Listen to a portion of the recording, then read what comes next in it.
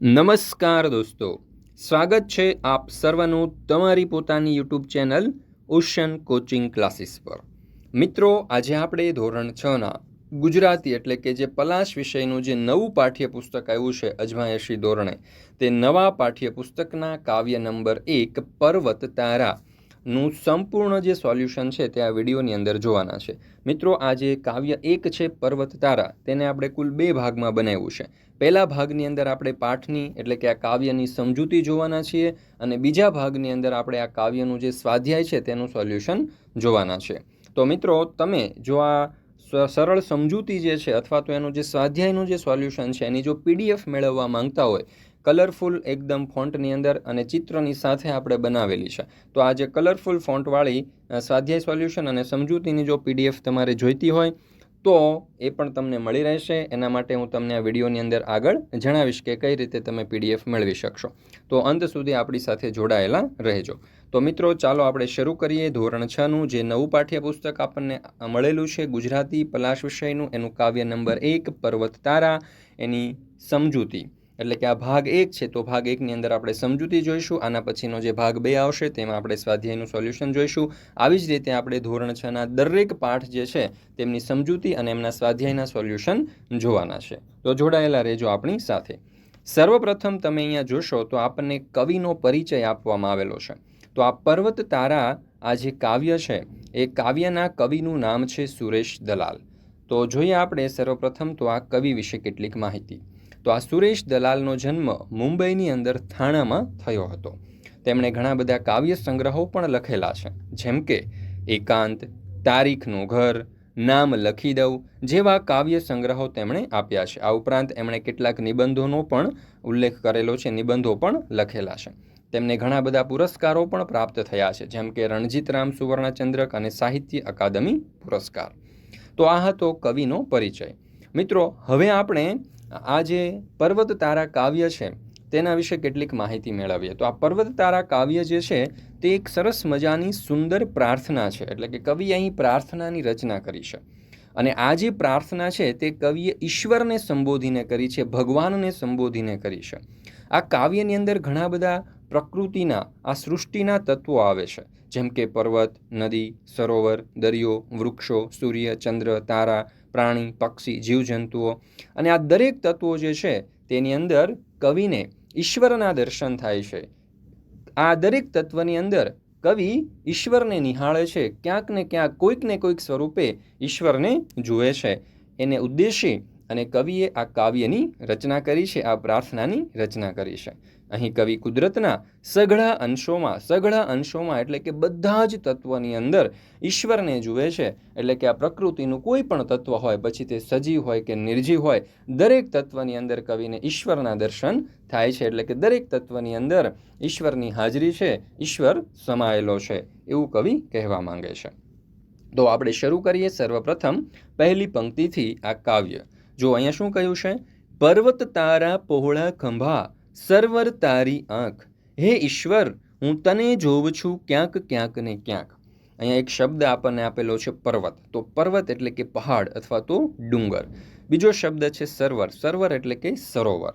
તો મિત્રો, સર્વપ્રથમ તો આપણે આ જે પહેલી પંક્તિ છે તેની આપણે સમજૂતી જોઈએ.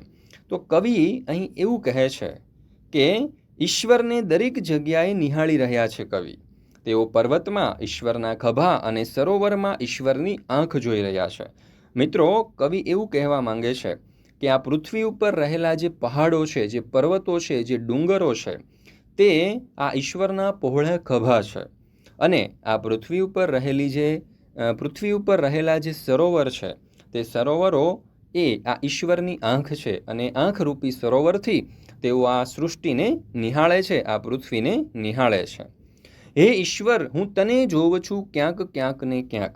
એટલે કે કવિ એવું કહેવા માંગે છે કે હે ઈશ્વર, હે ભગવાન, હું તમને ક્યાંક ક્યાંક ને ક્યાંક એટલે કે આ પૃથ્વીના દરેકે દરેક એટલે કે સઘળા તત્વની અંદર, દરેક વસ્તુઓની અંદર હું તમને જોઈ રહ્યો છું. ક્યાંક ને ક્યાંક, કોઈક ને કોઈક સ્વરૂપની અંદર હું તમને જોઈ રહ્યો છું. એટલે કે કવિ એવું કહેવા માંગે છે કે આ સૃષ્ટિના, આ પ્રકૃતિના, આ પૃથ્વીના દરેક તત્વની અંદર ઈશ્વરનો વાસ છે. એટલે કે ઈશ્વર રહે છે, ઈશ્વર વસે છે. ચાલો ત્યાર પછી આપણે આગળ જોઈએ તો તમારા માટે એક સરસ મજાની અહીંયા માહિતી લઈને આપણે આવેલા છીએ. ધોરણ 6ની ગુજરાતી વિષયની એટલે કે પલાશ વિષયની આ જે નવું પાઠ્યપુસ્તક આવ્યું છે તે નવા પાઠ્યપુસ્તકના બધા જ પાઠના જે સરળ સમજૂતી છે અને જે બધા જ પાઠના સ્વાધ્યાયના જે સોલ્યુશન છે તેમની જો તમારે PDF જોઈતી હોય, બધા જ પાઠની સરળ સમજૂતી અને બધા જ પાઠના સ્વાધ્યાયના સંપૂર્ણ સોલ્યુશનની જો તમારે PDF જોઈતી હોય અથવા તો એની જો બુક જોઈતી હોય તો અહીંયા તમને એક નંબર આપવામાં આવેલો છે 63 54 82 73 83.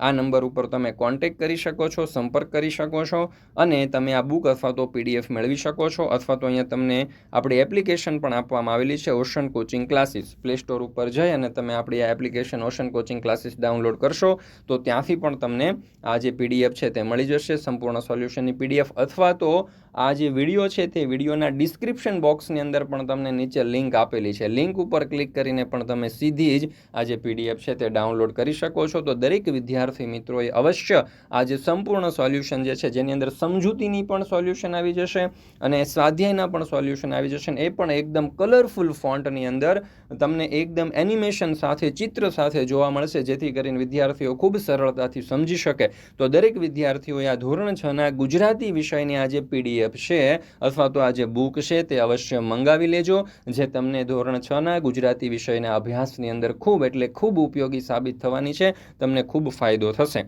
તો દરેક વિદ્યાર્થી મિત્રોએ મેળવી લેવી. નંબર એક વખત ફરીને તમને કહી દઉં છું, 83 54 82 73 83. આ નંબર ઉપર કોન્ટેક્ટ તમારે કરવાનો છે. ચાલો ત્યાર પછી આપણે જોઈએ બીજી પંક્તિ. દરિયો તારું દિલ વિશાળું, વૃક્ષો તારી વાત, મેઘધનુષ્યના રંગોમાં તું રમી રહ્યો રળિયાત. ચાલો તો સર્વપ્રથમ અહીંયા આપણને કેટલાક શબ્દો છે જોઈ લઈએ. વિશાળું, વિશાળું એટલે કે વિશાળ, મોટું. ત્યાર પછી મેઘધનુષ્ય. મેઘધનુષ્ય તમને ચોમાસાની ઋતુની અંદર જોવા મળે, 7 રંગોનું હોય છે આકાશની અંદર, જે આપણને જોવું ખૂબ ગમે. બરાબર. ખૂબ રમી રહ્યો તું રળિયાત એટલે ખૂબ સારી રીતે તું રમી રહ્યો છે. હવે એની સમજૂતી આપણે કંઈક આ પ્રમાણે જોઈ શકીએ. જુઓ, કવિને દરિયામાં ઈશ્વરનું વિશાળ હૃદય દેખાય છે, વૃક્ષોમાં ઈશ્વરની વાતો સંભળાય છે અને મેઘધનુષ્યના રંગોમાં ઈશ્વરની સુંદરતા દેખાય છે. મિત્રો, તમે જાણો જ છો કે આ પૃથ્વી ઉપર રહેલો જે દરિયો છે, જે સમુદ્ર છે, તે ખૂબ વિશાળ છે. તો જેવી રીતે આ દરિયો ખૂબ વિશાળ છે એવી રીતે ઈશ્વરનું હૃદય પણ ખૂબ વિશાળ છે. એટલા માટે જ કવિ એવું કહે છે કે ઈશ્વરનું જે હૃદય છે તે ખૂબ વિશાળ છે. એટલા માટે જ કવિને દરિયાની અંદર આ ઈશ્વર દેખાય છે, દરિયાની અંદર પણ ઈશ્વરના દર્શન થાય છે. અને જેમ દરિયો વિશાળ છે એવી રીતે ઈશ્વરનું હૃદય પણ ખૂબ વિશાળ છે. એટલા માટે જ તે આપણને પાળી પોષી અને આ પૃથ્વી ઉપર આપણને જીવવાનો અધિકાર આપે છે. વૃક્ષો તારી વાત એટલે કે પૃથ્વી ઉપર જેટલા પણ વૃક્ષો છે એ વૃક્ષો જ્યારે, વૃક્ષોના પાંદડાઓ જ્યારે પવનથી લહેરાતા હોય છે ત્યારે એનો જે અવાજ આવતો હોય છે એ અવાજ જાણે કે એક ઈશ્વર વાતો કરતા હોય એવો કવિને લાગે છે. એટલા માટે કવિ એવું કહે છે કે વૃક્ષો તારી વાત એટલે કે આ વૃક્ષોનો જે પાંદડાઓ જે ફરફરતા હોય છે એની અંદર કવિને ઈશ્વરની વાતો સંભળાય છે. મેઘધનુષ્યના રંગોમાં તું રમી રહ્યો રળિયાત. ચોમાસાની ઋતુની અંદર આકાશની અંદર આ સપ્તરંગી જે મેઘધનુષ્ય દેખાય છે એ મેઘધનુષ્યની જે સુંદરતા છે એ સુંદરતાની અંદર પણ કવિને ઈશ્વરના દર્શન થાય છે. એટલે કે આટલા સુંદર વસ્તુઓનું સર્જન ઈશ્વર જ કરી શકે. એટલા માટે જ કવિને આ મેઘધનુષ્યના 7 રંગોની અંદર, એની સુંદરતાની અંદર પણ ઈશ્વરના દર્શન થાય છે. ચાલો ત્યાર પછી આપણે જોઈએ આગળની પંક્તિ. તું તરણાનો તારણહારો, ઝરણાનો તું નાદ, ફૂલ ફૂલની રંગ સુગંધે તારી છે સોગાદ. તરણું. તરણું એટલે શું? તો કે એક નાનું અમથું જે પાંદડું હોય છે, તણખલું હોય છે, તેને આપણે તરણું કહીએ. તારણહાર. તારણહાર એટલે કે બચાવનાર વ્યક્તિ, જે આપણે મુસીબતની અંદર હોઈએ અને આપણને જે ઉગારવા માટે આવે, આપણી જે મદદ કરવા માટે આવે એને આપણે તારણહાર કહી શકીએ. ઝરણાનો તું નાદ. નાદ એટલે કે સુંદર અવાજ, પણ કેવો તો કે મોટો સુંદર અવાજ જે આપણને સાંભળવો ગમે. ફૂલ ફૂલની રંગ સુગંધે તારી છે સોગાત. સોગાત એટલે કે ભેટ અને રંગ સુગંધ એટલે કે રંગ અને સુગંધ. ચાલો તો સર્વપ્રથમ આપણે એની સમજૂતી જોઈ લઈએ આ પંક્તિની. હે ઈશ્વર, તું તરણાનો તારણહાર છે એટલે કે તું સામાન્યમાં સામાન્ય માણસને તારી જાણે છે. તું ઝરણાનો સુમધુર અવાજ છે, દરેક ફૂલે શોભતી રંગ સુગંધ તારી જ સૌને ભેટ છે. તું તરણાનો તારણહાર એટલે કે જે તરણું જે હોય છે એ નદીની અંદર જ્યારે તણાઈ જતું હોય છે ત્યારે એને બચાવનાર તું છો. અહીંયા તરણું એટલે કે આપણે મનુષ્યના જીવનને લઈએ, અને તારણહાર એટલે કે આપણે અહીંયા ઈશ્વરને લઈએ. તો આપણે જ્યારે કોઈ મુસીબતની અંદર હોઈએ, જ્યારે કોઈ મુશ્કેલીની અંદર હોઈએ, ત્યારે આપણને બચાવનાર વ્યક્તિ, આપણો તારણહાર ઈશ્વર જ છે. એટલા માટે કવિ એવું કહે છે કે તું તરણાનો તારણહાર, એટલે કે હે ઈશ્વર, હે ભગવાન, તું જ અમને મુશ્કેલીમાંથી બહાર કાઢનાર વ્યક્તિ છો. તું જ અમને મુશ્કેલીમાંથી બહાર કાઢે છો. ઝરણાનો તું નાદ, એટલે કે પર્વતોની વચ્ચેથી જ્યારે ખળખળ ખળખળ ઝરણું વહેતું હોય છે, ત્યારે તેનો સુમધુર નાદ, એનો સુંદર અવાજ આપણને સંભળાય છે. અને એ જે સુંદર અવાજ આપણને સંભળાય છે એ પણ ઈશ્વર જ છે. કવિને એની અંદર પણ ઈશ્વરના દર્શન થાય છે. પ્રકૃતિના દરેકે દરેક તત્વની અંદર ઈશ્વર સમાયેલો છે, ઈશ્વરનો એની અંદર અંશ છે, એવું કવિ અહીં કહેવા માંગે છે. ફૂલ ફૂલની રંગ સુગંધે તારી છે સોગાત, એટલે કે આ પૃથ્વી ઉપર જાત ભાતના રંગબેરંગી સુગંધી ફૂલો આવેલા છે. દરેકે દરેક ફૂલોની જે રંગ હોય છે તે અલગ અલગ હોય છે. દરેકે દરેક ફૂલોની જે સુગંધ હોય છે એ પણ અલગ અલગ હોય છે. તો આ પૃથ્વી ઉપર રહેલા દરેક ફૂલોના રંગ અને દરેક ફૂલોની અંદર રહેલી જે સુગંધ છે તે જ એટલે કે ઈશ્વરે જ આપણને આપેલી એક સુંદર ભેટ છે, એવું કવિ કહેવા માંગે છે. અને એનું સર્જન ઈશ્વરે કર્યું છે. એટલા માટે જ આ દરેક ફૂલોની અંદર, એના રંગની અંદર અને એના સુગંધની અંદર પણ ઈશ્વરના તત્વ સમાયેલા છે, એવું કવિ કહેવા માંગે છે. ત્યાર પછી આપણે આગળની પંક્તિ જોઈએ. સિંહ વાઘને કોયલ બુલબુલ, પતંગિયાને તમરા, સૂર્ય ચંદ્રને તારા આભે, અહીં આગિયા ભમરા. તો અહીંયા તમે જોઈ શકો છો કે આપણને પ્રકૃતિના વિવિધ પ્રાણીઓ, પક્ષીઓ અને જે બીજા અલગ અલગ પ્રકારના જે પક્ષીઓ અને પ્રાણીઓ જે છે, અથવા તો જે જીવજંતુઓ છે, તેનો અહીંયા ઉલ્લેખ કરવામાં આવેલો છે. સર્વપ્રથમ આપણે એની સમજૂતી જોઈ લઈએ. તે જાત જાતના પ્રાણીઓ અને પક્ષીઓનું સર્જન કર્યું છે, જેમ કે સિંહ વાઘ જેવા હિંસક પ્રાણીઓ, બુલબુલ જેવા સુંદર પક્ષીઓ તથા પતંગિયા, તમરા, આગિયા અને ભમરા જેવા કીટકોનું પણ તે સર્જન કર્યું છે. તેમને બનાવ્યા છે. આકાશની અંદર સૂર્ય અને ચંદ્ર અને તારા છે, તો વળી જમીન ઉપર તમે જોઈ શકો છો તો આગિયા અને ભમરા છે. આ બધી જ વસ્તુ તારી જ કલાનું સર્જન છે, એટલે કે તે જ આ દરેક વસ્તુનું સર્જન કર્યું છે એ ઈશ્વરને સંબોધીને અહીં કવિ કહેવા માંગે છે.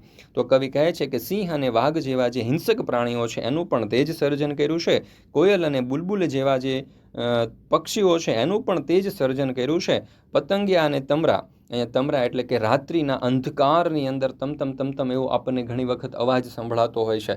ખાસ કરીને અંધકારની અંદર એ પણ ગામડાઓની અંદર શાંત વાતાવરણની અંદર આપણને જે રાત્રે અવાજ સંભળાય ને એને કહેવાય તમરાનો અવાજ, અને એક પ્રકારનું જીવજંતુ છે. તેવી જ રીતે સૂર્ય, ચંદ્ર અને તારા આભે, આકાશની અંદર તે સૂર્ય, ચંદ્ર અને તારાનું સર્જન કર્યું છે કે જે આપણને પ્રકાશ આપે છે. એવી જ રીતે અહીં એટલે પૃથ્વી ઉપર, જમીન ઉપર આગિયા પણ એ શું છે તો કે એક પ્રકારનું જીવજંતુ છે જે રાત્રિના અંધકારની અંદર આપણને પ્રકાશ આપે છે અથવા તો ચમકે છે.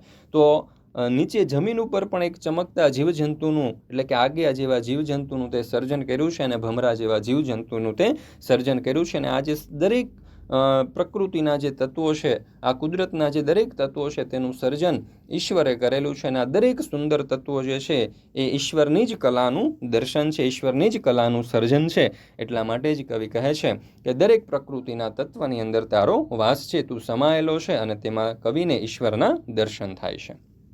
ત્યાર પછી આગળ.